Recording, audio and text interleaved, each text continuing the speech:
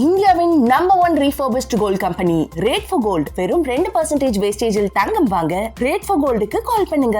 ஸ்மார்ட்டா இன்வெஸ்ட் பண்ணுங்க, கோல்ட்ல இன்வெஸ்ட் பண்ணுங்க. மேலும் விவரங்களுக்கு 7390039003 நம்பருக்கு கால் பண்ணுங்க.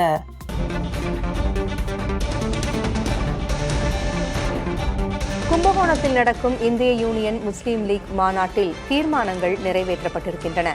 அதில் இஸ்லாமிய சிறைவாசிகளை விடுவிக்க வேண்டும் என்று இந்திய யூனியன் முஸ்லீம் லீக் கட்சியில் மாநாட்டில் தீர்மானம் நிறைவேற்றப்பட்டிருக்கிறது. கும்பகோணத்தில் நடக்கும் இந்திய யூனியன் முஸ்லீம் லீக் மாநாட்டில் முதலமைச்சர் மு க ஸ்டாலின் பங்கேற்றிருக்கிறார். திமுகவின் அமைச்சர்களும் பங்கேற்றிருக்கிறார்கள். இந்த கூட்டத்தில் தற்பொழுது தீர்மானம் நிறைவேற்றப்பட்டிருக்கிறது. இஸ்லாமிய சிறைவாசிகளை விடுவிக்க வேண்டும் என்று தீர்மானம் நிறைவேற்றப்பட்டிருக்கிறது.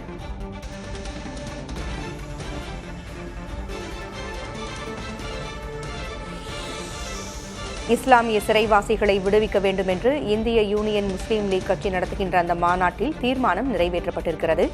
மாநாட்டின் காட்சிகளை தற்பொழுது பார்க்கலாம். அருமை சகோதரர் சாக்கோட்டை அன்பழகன் ஐயா அவர்களுக்கும் நான் என்றும் கடமைப்பட்டவனாக இருக்கிறோம். இந்த மாநாட்டிலே தமிழகத்திலே உள்ள மஸ்ஜிதை மையமாக கொண்ட, பள்ளிவாசலை மையமாக கொண்ட மஹல்லா ஜமாத்து 8000க்கு மேற்பட்டு இயங்கிக் கொண்டிருக்கின்றன. இந்த மஹல்லா ஜமாத்துகளிலே முன்மாதிரியான மஹல்லா ஜமாத்துக்களை எல்லாம் இந்த மாநாட்டிலே தேர்ந்தெடுத்து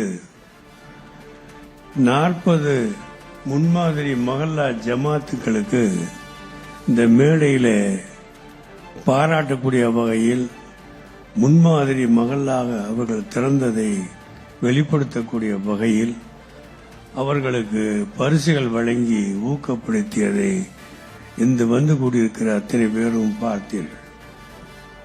அதோடு இந்திய யூனியன் முஸ்லீம் லீகில் நீண்ட காலமாக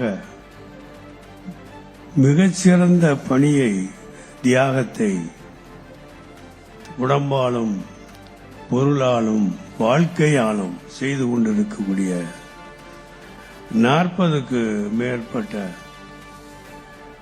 முஸ்லிம் லீக் ஊழியர்களை தெரிவு செய்து அவர்களுக்கு காயிதே மில்லத் ஊழியர் திலகங்கள் என்ற பட்டங்களை வழங்கி சிறப்பித்த காட்சியையும் நீங்கள் பார்த்தீர்கள்.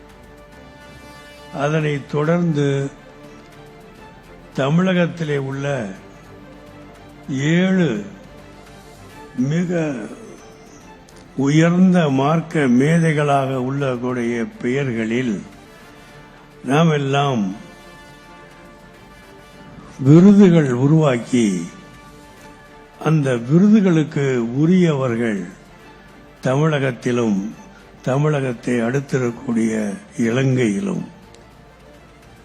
அப்படி அறிஞர் பெருமக்கள் எல்லாம் எப்படி அந்த 7 சமுதாய பெரியவர்கள் அறிஞர் பெருமக்கள் ஆற்றிய பணியை தொடர்ந்து செய்து கொண்டிருக்கிறார் என்பதை நினைவூட்டக்கூடிய வகையில் இதே மேடையிலே அந்த 7 முக்கியமான அறிஞர் பெருமக்களுக்கு குறிப்பாக சொன்னால் தமிழையும் அரபியையும் ஒப்பிட்டு தமிழுக்கும் அரபிக்கும் உள்ள தொடர்புகளை நினைவுபடுத்தி தமிழ்நாட்டு பண்பாட்டையும் அரபு நாட்டு பண்பாட்டையும் அதன் மூலமாக இஸ்லாமிய பண்பாட்டையும் தமிழ் பண்பாட்டையும் எப்படியெல்லாம் இணைத்துக் கொண்டு தமிழகத்திலே வாழ்ந்து இருக்கிறார்கள், இப்படியும் வாழ்கிறார்கள் என்பதை நினைவுபடுத்துவதற்காகவே இப்படிப்பட்ட 7 முக்கியமான அறிஞர் பெருமக்களை தேர்வு செய்து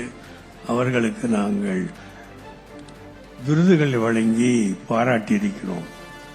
அவர்களுக்கு நிறைய பொற்கொழி கொடுத்து பாராட்ட வேண்டும் என்று ஆசை இருந்தாலும் தமிழக அரசு தொடர்ந்து பல அருமையான திட்டங்களை தீட்டி தமிழகத்திலே உள்ள அறிஞர் பெருமக்களை எல்லாம் பாராட்டி வாழ்த்தக்கூடிய ஒரு பாரம்பரியமான ஒரு பண்பாட்டை மேற்கொண்டிருக்கிறது.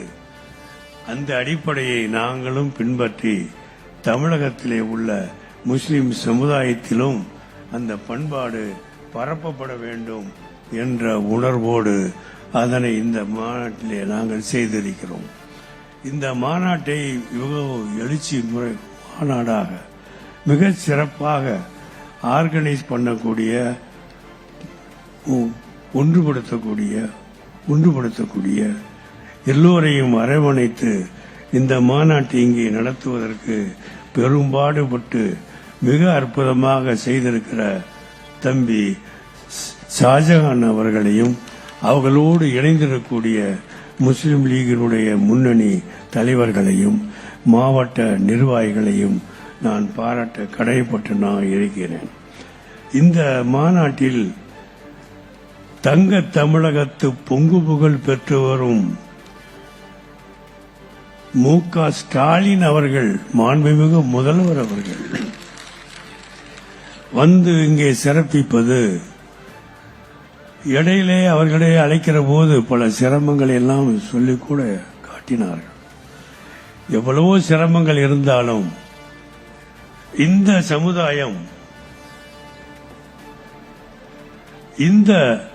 சமுதாயம் திராவிட மாடல் ஆட்சிக்கு எப்படியெல்லாம் உறுதுணையாக வந்து கொண்டிருக்கிறது என்பதை நினைவுபடுத்துவதற்காக வேண்டியதான் இந்த மாநாட்டையே நாங்கள் கூட்டியிருக்கிறோம். இந்த மாநாட்டை கூட்டி மாண்புமிகு முதலமைச்சர் அவர்களை வரவேற்று அவர்களை எப்பொழுதுமே வாழ்த்து பாடக்கூடியவன் தான் நான். வாழ்த்து பாடத்தான் எனக்கு தெரியும், வசை பாட தெரியாது. ஏன் வசை பாட தெரியாது என்று சொன்னா, இவருடைய தந்தை முத்தமிழறிஞர் கலைஞர் அவர்கள் என்றாலும், அவர் வழியிலே வந்த தனையன் ஸ்டாலின் அவர்கள் என்றாலும், இப்பொழுது அந்த குடும்பத்திலே புதிய சூரியனாக வெளிவந்து கொண்டிருக்கிற உதயநிதி அருமை சகோதரர் என்றாலும், அந்த குடும்பத்தில் உள்ளவர்கள் முஸ்லிம் சமுதாயத்தை மிக ஆழமாக தெரிந்து புரிந்து அவர்கள் கேட்பதையெல்லாம் கொடுக்கக்கூடியவர்களாக முன்னும் இருந்தார்கள், இப்பொழுதும் இருக்கிறார்கள். அடிக்கடி நாங்கள் சொல்வது உண்டு, இங்கே அற்புதமான 16 தீர்மானங்களை எல்லாம் அடுக்கடுக்காக சொல்லியிருக்கிறேன். இதிலே சொல்லாத தீர்மானம், காயிதே மில்லத் அவர்களுக்கு 100 ஆண்டு நூலகம் அவர் பிறந்த இடத்திலே நீங்கள் அமைத்துக் கொடுத்திருக்கிறீர்கள். நாங்கள் கேட்கவில்லை, நாங்கள் சொல்லவில்லை. ஆனால் காயிதே மில்லத் பேரை சிறப்பாக விளங்க வேண்டும் என்ற அடிப்படையில் அதற்காக 100 ஆண்டு நூலகத்தை நீங்கள் உருவாக்கி கொடுத்தீர்கள் என்றால், நாங்கள் கேட்காதையே நீங்கள் கொடுத்திருக்கிறீர்கள். அது மாதிரி சென்னையிலே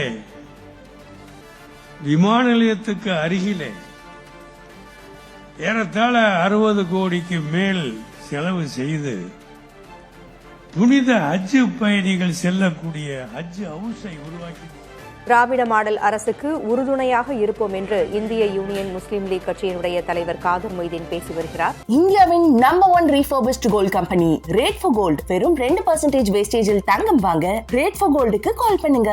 ஸ்மார்ட்டா இன்வெஸ்ட் பண்ணுங்க, கோல்ட்ல இன்வெஸ்ட் பண்ணுங்க. மேலும் விவரங்களுக்கு 7390039003 நம்பருக்கு கால் பண்ணுங்க.